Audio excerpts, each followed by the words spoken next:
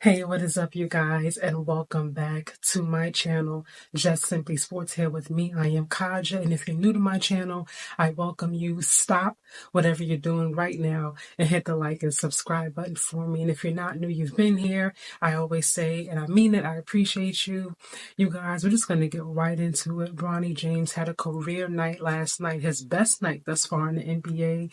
Huge congratulations to him. 17 points on 7 of 10 shooting. Very efficient. So I'm happy that his confidence is growing. But, these narratives that are being pushed are really starting to get a bit of annoying. It's like first they love you, then they hate you, then they love you again. The malintent that people have spoken about Bronny James, when Bronny James just did something and has already done something that you could never do. 17 points in an NBA game. When you're watching that game yesterday, and if you were to look on the court, Bronny James does not look like the weak link. Bronny James had as many points as any Lakers player in that game, and several Lakers backups played, including Lakers backups that are actually in the legitimate rotation and will be come playoff time. If you looked at the first round pick for the Lakers and Dalton Connect, and you look at the second round pick for the Lakers and Bronny James outplayed Dalton Connect in that game yesterday. I'm not saying that Bronny James is better than Dalton Connect, but if you can outplay an individual who's a first round pick in a game, you belong. You belong. You know who you are who owe Bronny James an apology. It was obvious to me from the moment, I started spending time with him on the court this summer. He was certainly going to be an NBA player, and I still believe that he'll be an NBA player. I feel like there's a lot of people being disingenuous today because LeBron pressed Stephen A. Smith, and everybody wants to be on LeBron's good side now, especially now that Bronny James had a great night last night. Again, you guys, now, for me, for JJ Redick to say he's always felt that way from the time he saw him in Summer League, I'm like, JJ, stop it, okay? Really and truly, you don't believe that, because if you really felt like that, then why was he drafted in the second round? If you really felt from the time that you saw him that he was bound to be this great NBA player, you're saying that because you like LeBron, like the family, and I get it. You don't want him to feel, you don't want to be disrespectful or offensive in any way. You want to tiptoe that line as his coach, friend, and obviously you don't want to ruffle any feathers if you want to keep your job, because we know how that's going to go if you speak ill about Bronny anyway, especially as a coach. But don't play in my face. Like, I don't know how many of you guys actually watch the preseason games, watch any of the G League games. Let me bring up these two words to you guys. These Quincy Oliveri. Okay, so if you're looking at the screen right now, if you're looking at it, I'm showing you a few of Quincy's highlights from different games, starting with a game on October 19th, right? He had 22 points, 6 rebounds, 5 threes. This is preseason, okay? Fast forward to November 9th. G League, obviously. 28 points, 10 rebounds, 6 assists. I'm going to follow it up. G League again, November 19th, 33 points against the Santa Cruz Warriors. Now, let's go back for a little bit. I'm going to play another clip from when he played in the NBA against none other than the Bucks. What's going on with the Bucks, right? But they were down by 10 points when he came in the game with about 8 minutes and 28 seconds left. So he comes in the game. The Lakers are already down by 10. He leads a comeback, scoring 11 points, 5 rebounds, and 2 assists. Okay, and somehow he manages to he gets waived in the beginning of this year. My teammates, they all stepped up. I try to pride myself on being an energy guy. So whenever I come in, whether that's the last 2 minutes or the first 2 minutes of the second half, just to come in with as much energy as I can and give the team everything I have. And next thing I know, I looked up and we were in the game. The energy was there, and I just wanted to continue to make the right play. So just shout out to the coaching staff for trusting me in the game, and shout out to my teammates for all of us going out there trusting each other and getting this dub. One thing I don't like is people are not honest. For me, and watching that and looking at how he played, if you watch G League games when Quincy was there, you saw a lot of Bronny, passing the ball, passing. He was passing first before he was shooting first. And I remember watching Gil's arena, and Gil was saying, his problem why he's not scoring more is because he looks to pass first. You got to look to shoot first. And I feel like they waived Quincy because they knew that as long as Quincy stayed there, the spotlight would not be on Bronny, and there will always be direct competition. Now, the whole nepotism argument, I have no argument for it because it's been done since the beginning of time. As a parent, if I can put my son on, my daughter, all my kids, my loved ones, whoever it is, you do that because you love your people, so you're going to put them on opportunities. I'm not mad at LeBron for that.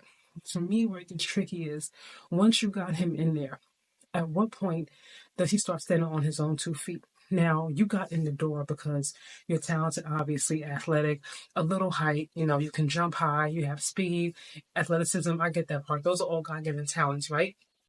But when you're going against other people in the G League, some who have been there longer, Quincy has been grinding for so many years. And I think it's such an insult for him to get waived when he rightfully was playing great. Now, if he was not playing good and he was trash and Bronny was better or Bronny outplayed him for, that spot in the G League to be the starting guard or whatever, you got me. I'm not even mad at you because he outplayed you. But there are so many young men there who are really, really grinding, who have been grinding hard for years. And for Bronny to essentially, it's not Bronny's fault, it's just the way the politics and the way that the situation goes and the way it worked out in favor of him. Now, for me, people are saying, "Oh, make the apologies loud as disrespect was. Who owes Bronny an apology? Apology for what?" Because I know for me and Stephen A. Smith and some other channels that I saw as well, I didn't really hear a lot of bashing about his character, number one, or about his bashing as far as how talented he was or he wasn't. What I know I said and what I saw from other channels was that he was not ready. Give him time to develop.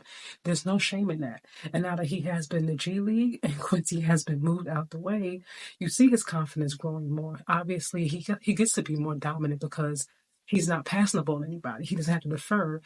It's coming through him. The offense is running through him. So it makes sense that he will start taking strides and start growing. If you watch the G League, you pay attention to it, you see that once Quincy left, that his numbers and stats started to grow, not so much before that. Again, two things can be true. Bronny had a great night last night. He's growing, he's evolving, he's making great strides. And I said before on my channel, and I stand 10 toes on it, I do feel like in a year or so, give him some grace. You really get to see what he's made of because it takes time to grow in this league. SGA was not SGA when he first came in the league. Steph was not the Steph we know now when he first came in the league. Giannis, the list goes on and on. So grace should be given. I don't think it's right to judge him compared to his dad, although it's going to be done. He's not his dad. I don't think he's going to score 3,000 career points. Hey, you never know, right? I don't think it's going to happen. So we have to look at him for who he is and who he's going to be. And if you're going to sit there, JJ, as a head coach and say that, and people are demanding no apologies for Bronny, what are we apologizing for exactly? For saying that he should grow more? For those who said that, he didn't earn his spot in the NBA, he didn't earn it. I'm not mad at it. I get why, you know what I mean? But he didn't earn it. There are some people there's probably somebody who didn't get an opportunity because he took that spot, and it is what it is. This is how the world works. But for me, I would have loved to see Bronny dominating the G League in spite of who was around him. Because for me, I would have been like, okay, look at how this kid is really moving into his own, without everything moving in a direction for him. You put him on the Lakers specifically. Nobody else can draft him. All these different things have been lined up for him. And for me, just as a fan, my humble opinion, it doesn't seem like he's had the opportunity to really grow into his own on his own. It feels like everybody's putting things in place and putting the best things in place for him to grow. And as a father, I get it. But when LeBron leaves or he retires, I wonder what's going to happen with Bronny. I wonder at that point, when dad's not around, day in and day out, so to speak, how will his relationships with other players be? Like, will people's true feelings start coming out? Will people start, fouling him harder in games? Would it be little snaky, smart comments, a little bit of tension in the locker room? You know what I mean? I'm just really wondering because one thing I've learned personally is in order to get respect in a locker room amongst men, you have to earn that. Earn that by your play, your work ethic, and things of that nature. I'm not saying that he doesn't put in the hard work. I'm not saying that he's not hard work. I'm not saying that he's not even trying to find his own path. Because I do feel like in watching him and seeing he's more confident, like now he's calling for the ball as opposed to like passing it. You know what I mean? And that's great.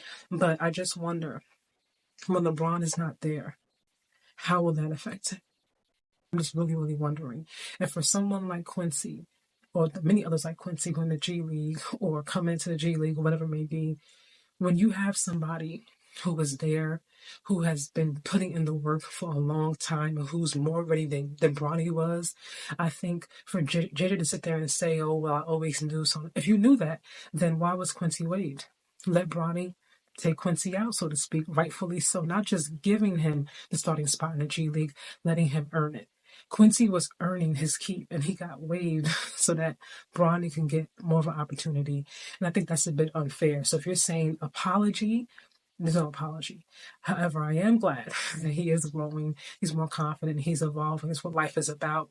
And I really hope that it doesn't switch back, because we all know, like, when it comes to media, one day, they're singing your praises, the next day they hate you, they're singing your praises again. Right now, all is great because he had one great game against the Bucks, but then people are going to say the Bucks are trash and so on and so forth.